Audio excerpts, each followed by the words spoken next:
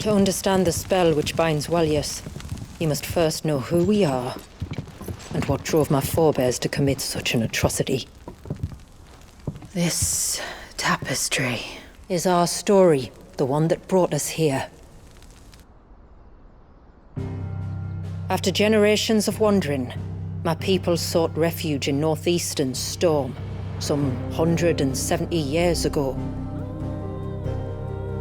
But in exchange for our safety, the Gregorian Church demanded we renounce our faith and branded us heretics when we could not. To be exterminated, as a lesson to others. And so was it chronicled in the imperial histories, for anything less would have made the Church seem weak. Yet a handful survived. The few who did fled north and west, and in doing so discovered two things that would forever shape our fates. The first was an old legend revealing how to make your very own mother crystal. I've heard that one before. Yes, yet it gave them new hope, however false. Our ancestors convinced themselves that they could recreate the divine if they could only find a strong enough heart. A living being capable of channeling torrents of ether. And the heavens provided. A dominant Walius. They'd stumbled across a nostrum in an ancient ruin, which they believed could provoke a sudden outpouring of a creature's ether. They meant to enrage his icon. Leviathan would have destroyed everything, had our people not made their second important discovery. A means to stop time itself. Where did they find that? The Northerners had no such magics, or they would have used them. When our ancestors first arrived, the land was uninhabited, save for an old witch who lived on the highest peak. Her body had been consumed by the curse, a cruel payment for her long years of service to the Northern Thanes. So desperate were they to prevent the fall of Drake's Eye, they'd forced her to devise a spell to stop time. But Drake's Eye did fall.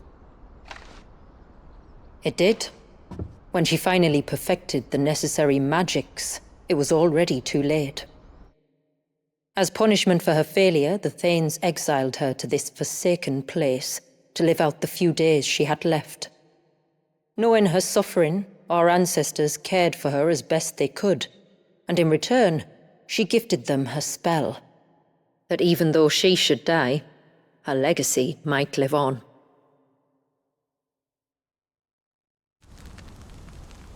So armed with both the knowledge of the ancients and the secrets of time, our ancestors settled upon an ambitious plan.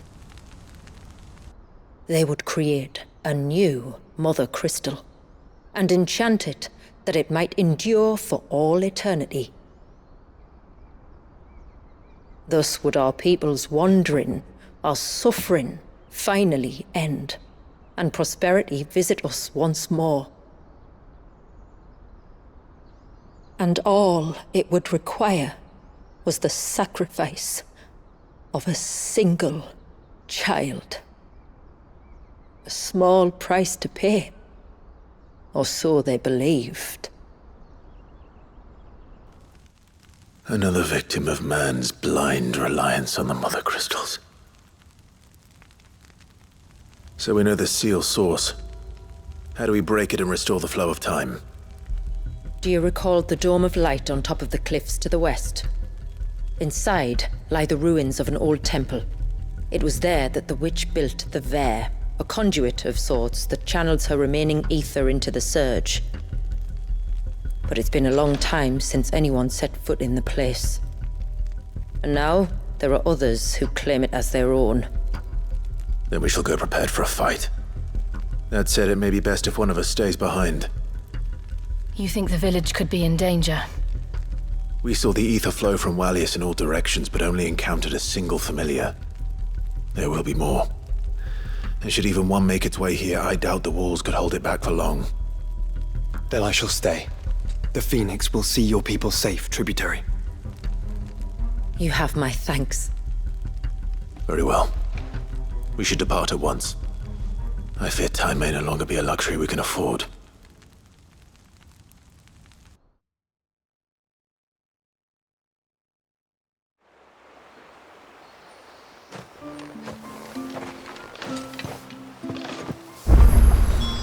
The Vare is not easy to find. Oh god, there's side quests everywhere again. We must first head north, and then west, deeper into the forest. Yeah, well, we got stuff to do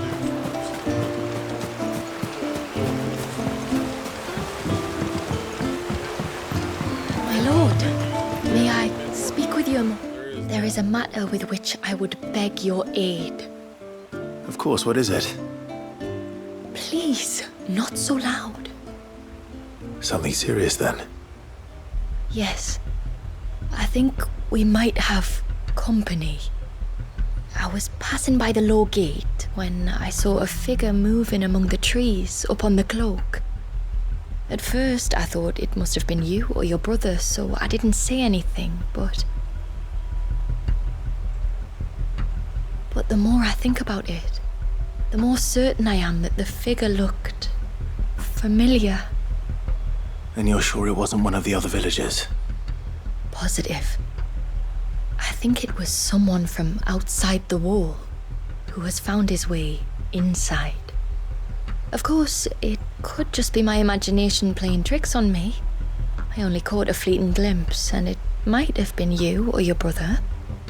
But if it is who I think it is, we cannot allow him to leave now that he knows we're here. Would you go and see? Oh, he won't try to hurt you, believe me. Given what lurks in the forest, the only one likely to get hurt is him. Very well. Whether the man you saw is who you believe him to be or not, we need to know. It may yet be someone else entirely. Someone who means your people, or my people, harm. Perhaps. Just promise me that if you do find someone up there... Don't worry. I won't draw my sword unless I need to. Thank you. Yamila, this man you saw, might he be the customer you told me of? I fear so. The customer? I'll explain later. Come on.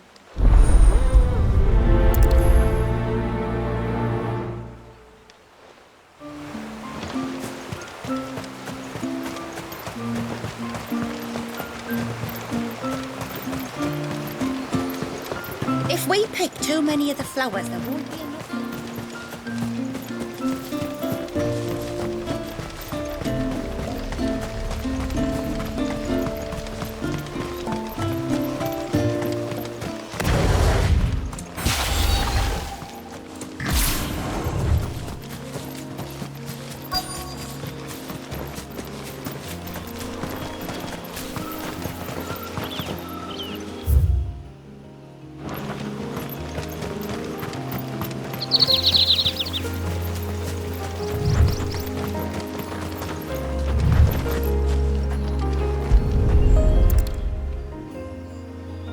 A bottle. Breath of the arbor. Perfume from Sunbrag. Looks expensive, too. Who's there?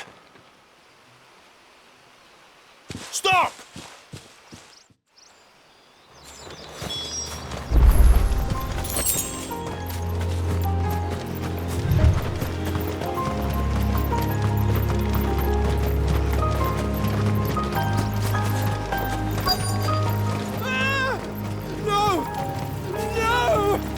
Hang on! I'm coming!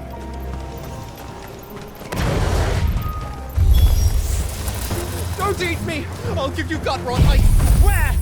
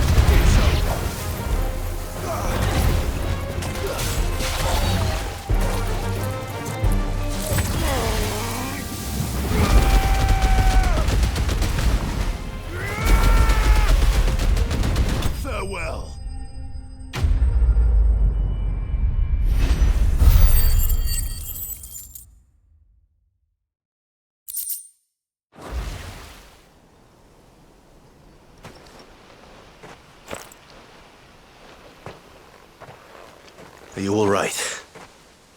I'm more than all right. I'm saved! Oh, I could kiss you! Maybe you should introduce yourself first. Hervey! I knew it was you! What are you doing here? I came to see you. Oh, my little canary, it's been so long. Thank you for saving him and sparing him. Who is he? Hervey, one of many clients from my employment beyond the wall. One of many clients? We spoke every night of our plans together.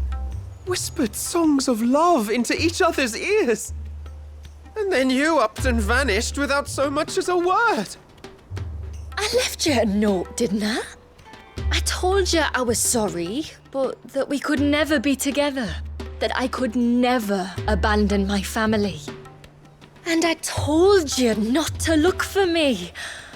How did you even find this place, anyway? The flame of your love was as a beacon in the night that guided me to you. Hervey.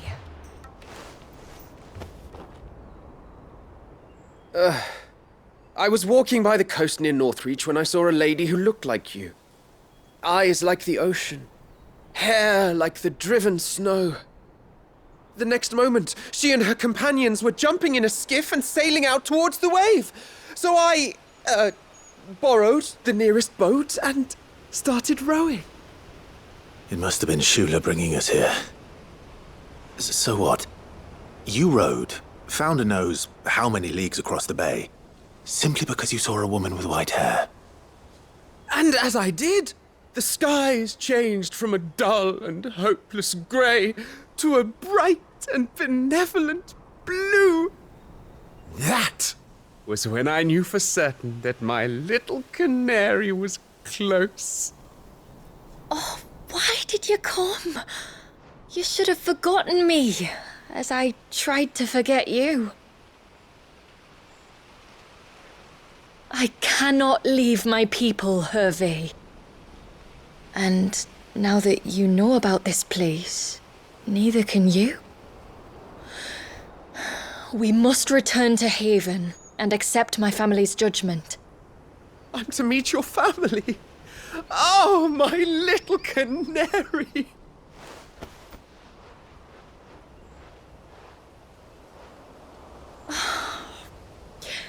Please, come and see me later.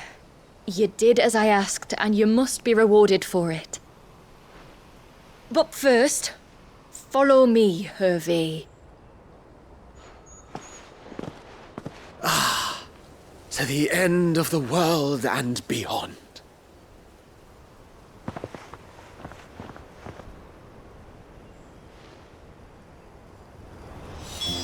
You should never have found this place. How could I be so careless? Don't blame yourself. I doubt anything could have kept that man away.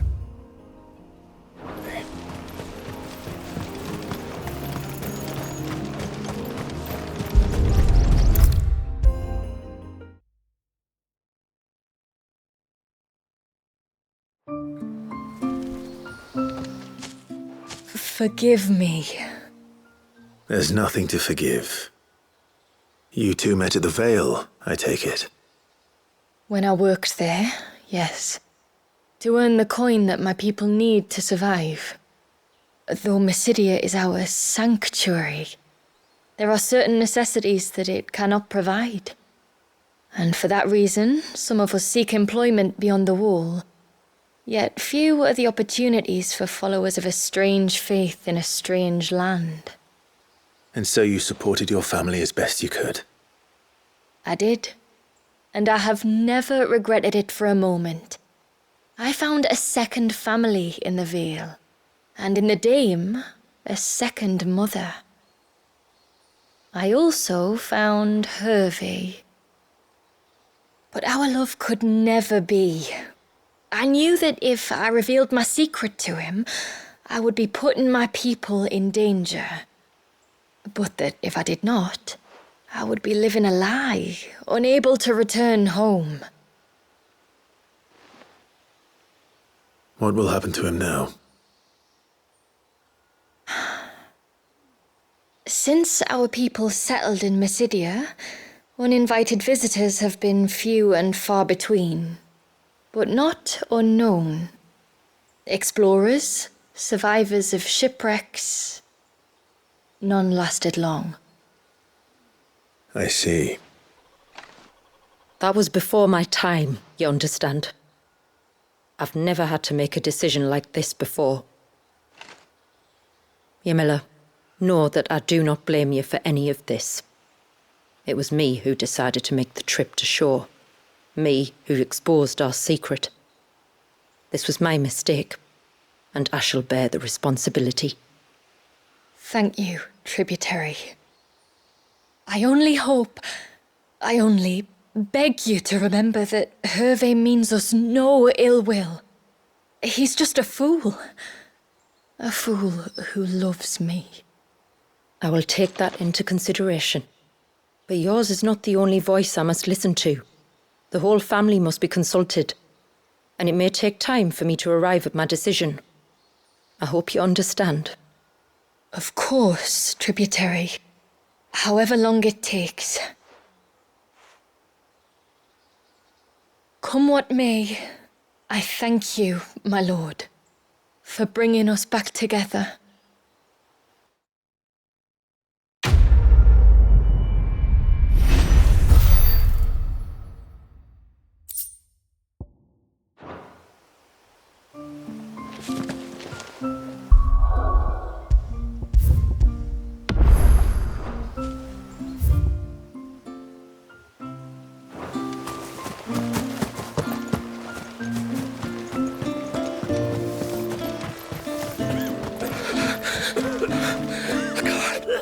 Just try to breathe.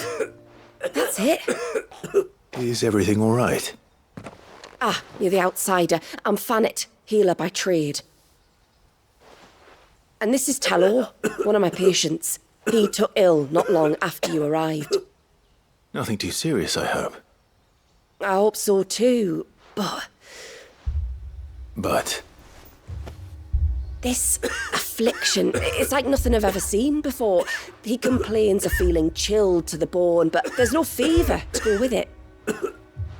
And my most powerful antalgic hasn't done a thing to ease the pain in his chest. I'm starting to wonder if his condition might require a different kind of treatment altogether. Shula said that you were here to help us. You couldn't help me, could you? I'd be happy to. If I can. You can, don't worry. All I need you to do is speak to Talor's son, Pavat, over at the forge, and ask if he knows what his father was up to before he came down sick. Something must have caused this, and I want to find out what. The trouble is, Talor's too weak to speak, and I can't leave his side for long. So while you talk to Pavat, I'll pay his wife word a quick visit, just in case she knows anything. All right.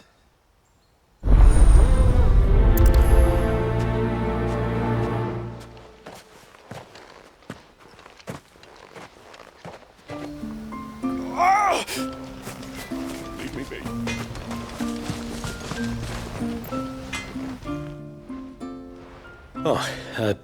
Do you need something? I do, though not from the forge. Fannet asked me to speak with you. She's looking into the cause of your father's illness and wondered if you could shed any light on the matter. I see. Sorry. She shouldn't have dragged you into this. It's no trouble, really. Tell me, did your father do anything out of the ordinary before he fell ill? Not that I know of. But then I hardly see him. He's always out and about, like. Well, at least he was. Suppose he might have been a bit more fidgety than usual, but apart from that... When you say out and about, where does he usually go? Just round the village. Wanders over to Blazia's place most days. He's a fisher who lives on the other side of the fount. They're old friends. Maybe he knows something I don't. Maybe. I'll go and speak with him.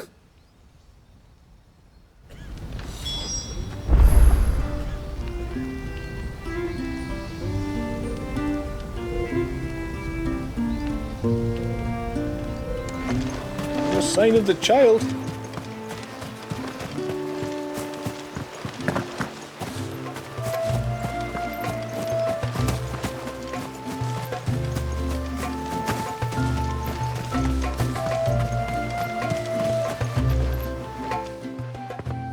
Greetings, stranger. What can I do for you? Your name is Blazir, is it not? Pavard tells me you're a friend of his father's, and that the two of you may have spent some time together prior to his illness. His illness? Talor's never been ill a day in his life. I don't know why he'd start now.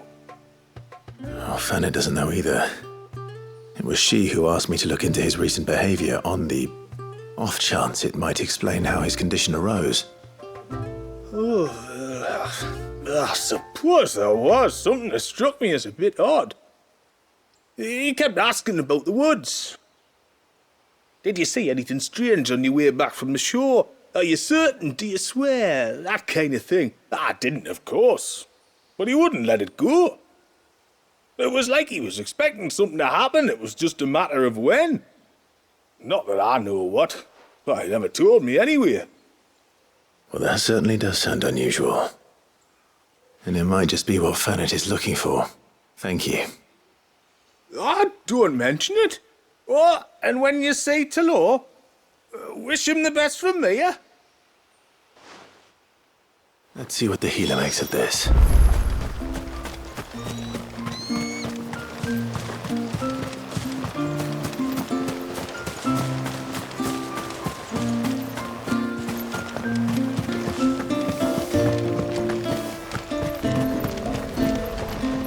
Yes?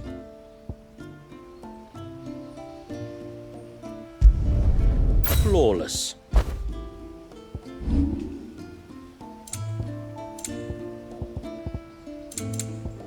Till next time, then.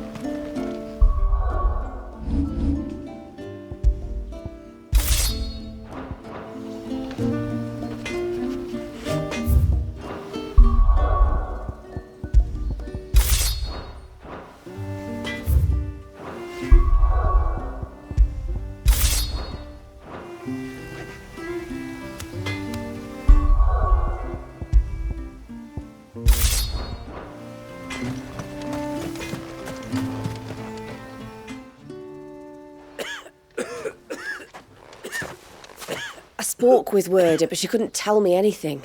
Did you have any better luck? Nothing conclusive. But there was one thing. Blazir, the fisherman, told me that Talor had taken a sudden interest in the forest of late. He kept asking him if he'd seen anything unusual there on his way back from the coast, but never let on what exactly he was expecting him to have seen. The forest between here and the coast. Surely not. But then... I can't say for sure. But I think Talor's illness might have some connection to the Tomberries.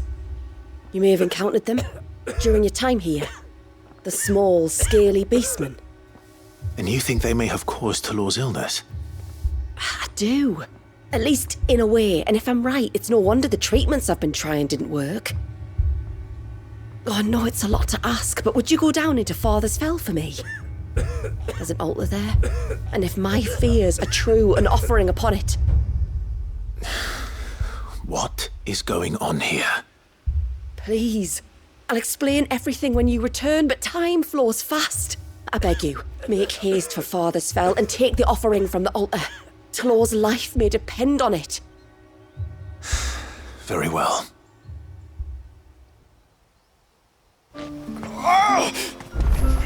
Leave me be.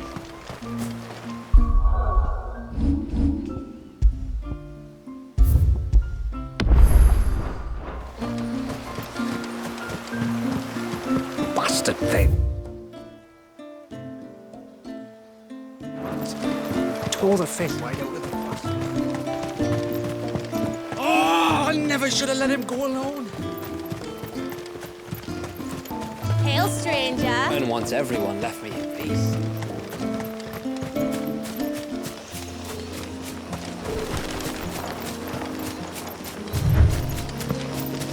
Before, we turned east at the shipwrecks to reach the coast. Now we must head in the opposite direction. Left it is, then.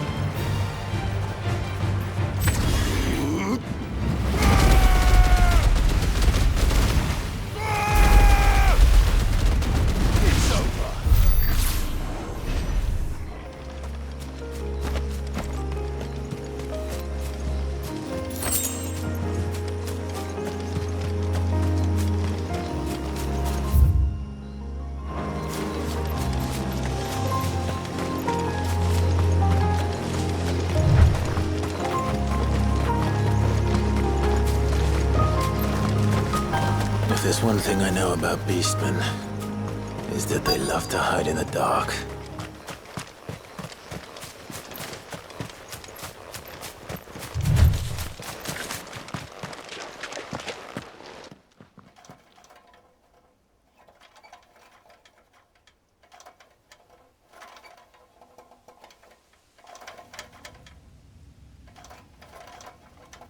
What are they up to?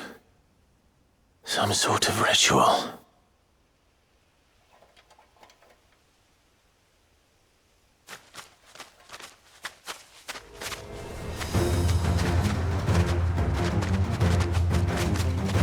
Sorry to disturb you.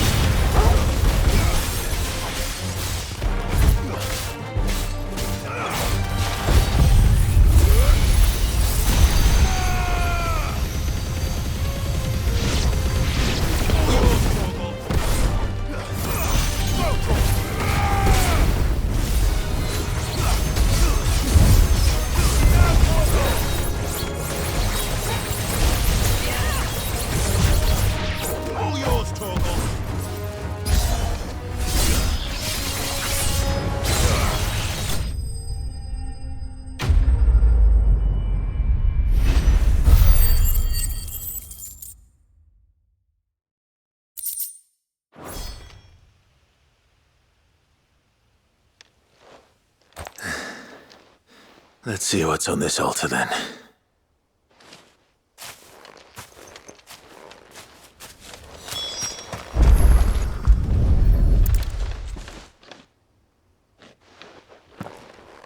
A silver chain.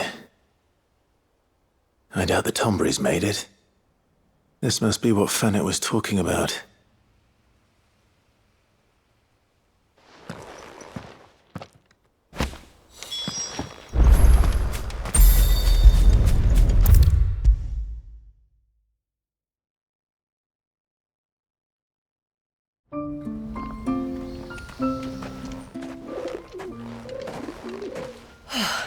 You're back. Well, did you find anything? I did. This silver chain. I knew it. Well, I'm still none the wiser. Forgive me. This chain. It's a Gregorian Maternoster. Worn by men of the faith. What's it doing here? And why would the Tomburys be praying to it? To understand that, you need to understand what the Tomburys are. They feed on hatred and suffering. And some say that if you render them an offering, some token of grievance against your fellow man, they will put a curse upon him. So you think someone's put a Tombri curse on Talor? I can't say for sure. Truth be told, I always assumed it was an old wives' tale. But given his fear of the forest and the presence of the chain on the altar, I don't know what else to think. Does Talor have any enemies in the village? Anyone who would nurse such a grudge? No, I believe the one who left the chain at the altar was Talor himself. I beg your pardon? But there's more to the tale, you see. It's said that if you attempt to curse a soul that has returned to the sea already, your ire has nowhere to go but back to its source. You're saying he cursed himself? In trying to curse another, aye. When my father was younger, he was one of the few permitted to venture beyond the wall on trading expeditions. He told us that when he journeyed to Sanbreque, he'd wear that chain to disguise his true beliefs, lest Grieger's faithful turn their cudgels on him. Did they ever catch him in his deception? Might that explain the ill will he bears someone? Not that he ever told me. Come now, let's not waste time speculating about Talor's past. We need to focus on the present, and that means finding a way to break the curse. All right. If there's anything I can do to help, let me know. Thank you. I shall. Aye, and thanks for going to all this trouble. Here, it's not much, but I want you to have this. We call it an adder stone. It's a gatherer's charm. Reacts to certain rare minerals we use in crafting. Makes them ring out like a bell, stuff you'd have no chance of spotting otherwise. If you find anything, see that you bring it back to me. I can make you some decent gear with it. If you're interested, like. I am, thank you. And I'll be sure to pay you a visit. Until then, I wish your father a swift recovery.